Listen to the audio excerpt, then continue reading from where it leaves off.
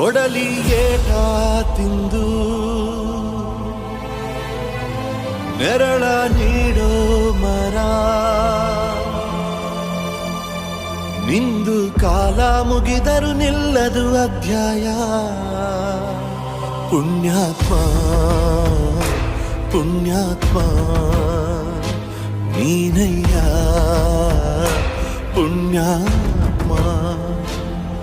ಮಂಡಲ್ಲಿ ನಿನ್ನದೆ ಶ್ರೇಷ್ಠ ಕಥೆ ಶ್ರೀಮಂತ ನೀನಯ್ಯ